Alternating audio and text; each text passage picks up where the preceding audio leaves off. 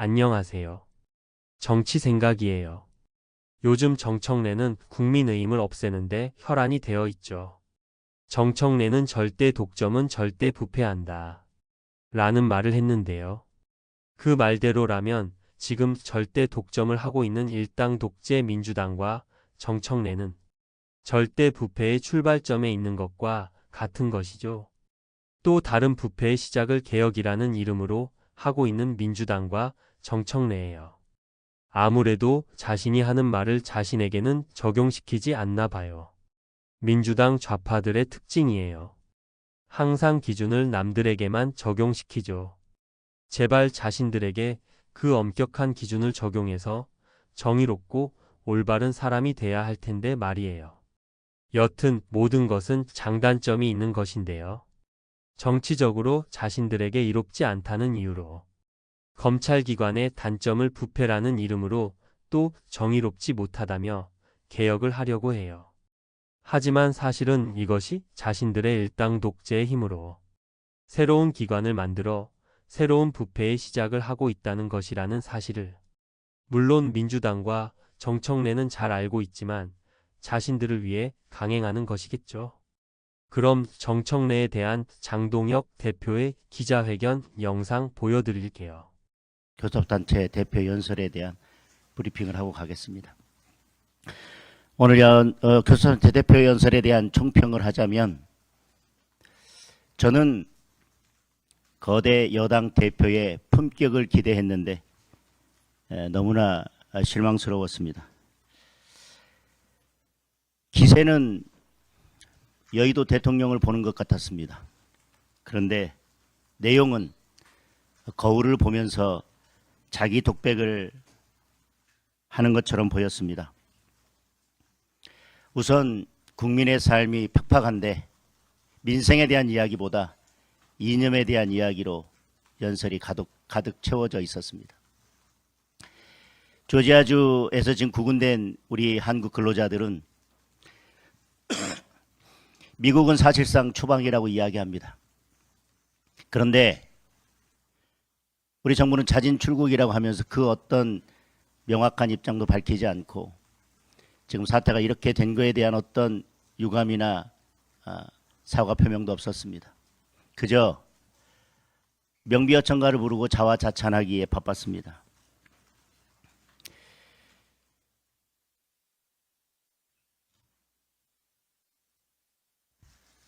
우선 전체적으로 봤을 때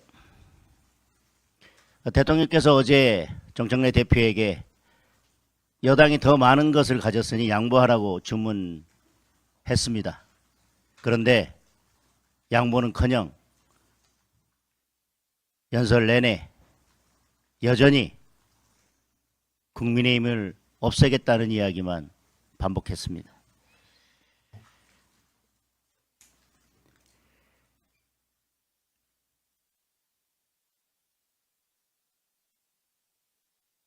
저는 오늘 정청래 대표가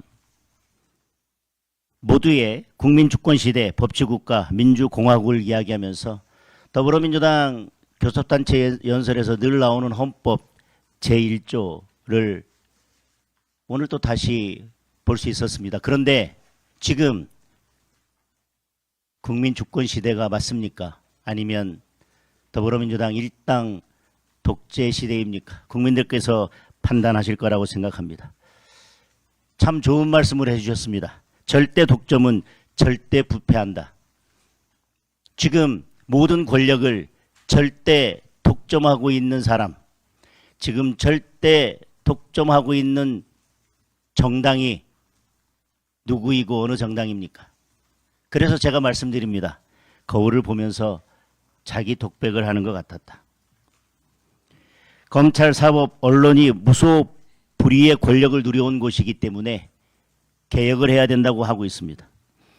검찰, 언론, 사법, 민주당이 말하는 개혁은 해체입니다.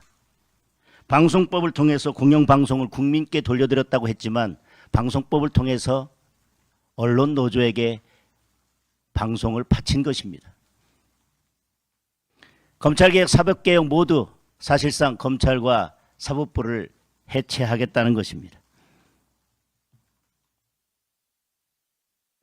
무소불위의 권력을 누리고 있는 곳, 말씀드린 것처럼 절대 독점하고 있는 곳이 누구입니까? 이미 더불어민주당과 이재명 정권은 절대 부패하고 있습니다.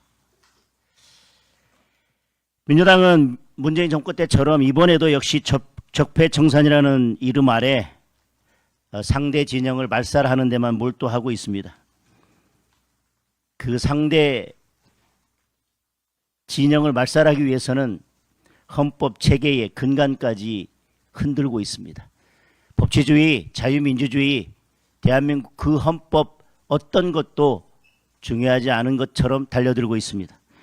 내란 특별재판부 오늘 또 만들어야 된다고 강조했습니다. 그리고 세계 특검 연장하는 법안 통과시켜야 된다고 강조했습니다. 내란 특별재판부는 다시 말씀드리지만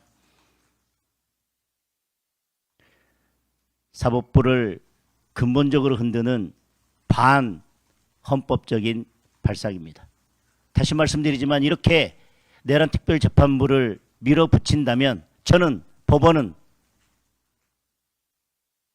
비상한 결단을 할 것이라고 다시 한번 강조해서 말씀드립니다. 지금 올 7월 달 통계를 보면 청년 체감 실업률은 16.1%입니다. 청년 고용률은 45.8%입니다. 같은 달 대비 4년 만에 최저치입니다.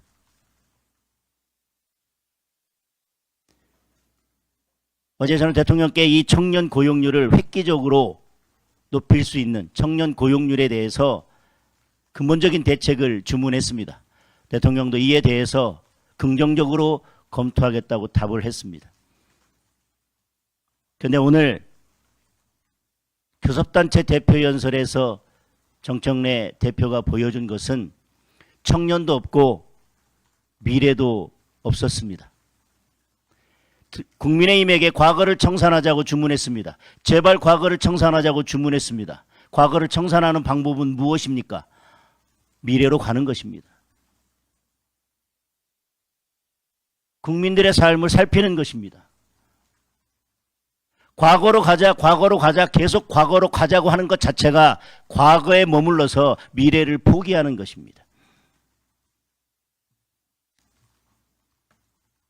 청산을 부르짖으면서 적대적 정치에만 기생하는 정치 세력은 저는 반드시 자멸할 것이라고 생각합니다. 또한 386식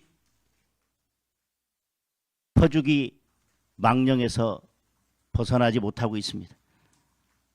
기본사회는 민생 회복이 아니라 국민 지갑을 담보로 한 무모한 실험입니다. 소비 쿠폰을 뿌려서 빚으로 경제를 살리겠다고 하는 포퓰리즘 발상도 여전히 버리지 않고 있습니다. 공공임대주택을 무한정 늘려서 청년과 서민의 내 집 마련 의지를 꺾는 정책. 오늘 정청래 대표가 말한 것은 다 모아보면 결국 미래 세대의 빚을 모아서 미래 세대를 담보로 지금 퍼주고 표를 얻자는 것이었습니다. 다시 한번 어제 협치를 위해서 손잡고 약속했던 그것을 하루아침에 뒤집는 이런 정치는 이제 그만했으면 좋겠습니다. 검찰개혁 법안에 대해서는 다행히, 그런데 오늘 정청래 대표의 입장이 도대체 무엇인지 모르겠습니다. 본래 추석 전까지 뭔가 그림을 그려내겠다고 했는데 이재명 대통령이 속도를 조절하라고 주문했고, 그래서 이번에는 직접적으로 검찰청법을 개정하겠다는 것이 아니라 정부 조직법에만 선언적 규정을 사실상 두는 것으로 바뀌었습니다. 그러니까 9월 25일 날 처리하는 그 정부조직법에 포함된 경찰개혁은 실제로 경찰개혁에 구체적인 내용이 들어간 것이 아닙니다. 그런데도 불구하고 정청래 대표는 오늘 뭐라고 했습니까? 추석 선물로 드디어 검찰청이 폐지됐다는 소식을 들려주겠다고 했습니다. 지금 대한민국의 대통령이 도대체 누굽니까? 저는 어제도 이 검찰개혁에 관해서는 신중한 접근이 필요하다고 말씀드렸고 대통령도 법무부 장관을 보내서 야당의 의견을 충분히 듣겠다라고 말씀을 주셨습니다. 근데 저는 법무부 장관이 언제 올지 저는 아직도 아무런 통보를 받은 바 없는데 오늘 정청래 대표는 추석 선물로 경찰청 폐지를 국민들께 드리겠다고 합니다. 저는 정치를 걷어차할 생각이 없다고 여러 차례 말씀드렸습니다. 민생을 위해서라면, 국민을 위해서라면, 국민의 삶을 챙기는 것을 위해서라면 누구와도 언제든지 어디서든지 손을 잡을 준비가 되어 있습니다. 아까 말씀드린 것처럼 대통령은 분명 정청래 대표에게 여당이 가진 것이 많으니 양보하라고 주문했습니다. 지금 이 국회 상황에서, 지금 이 의석수에서, 이 정치 구도에서 누가 손을 내밀고 누가 양보해야 협치가 가능하겠습니까? 저는 거대 여당이 먼저 양보하고 손을 내밀 때 협치가 가능하다고 생각합니다. 어제 대통령께서도 그 말씀을 하신 거라고 생각합니다. 그러나 오늘 정청래 대표의 교섭단체 대표 연설은 양보가 아니라 여전히 국민의힘 제1야당에 대한 선전포고입니다. 이상입니다.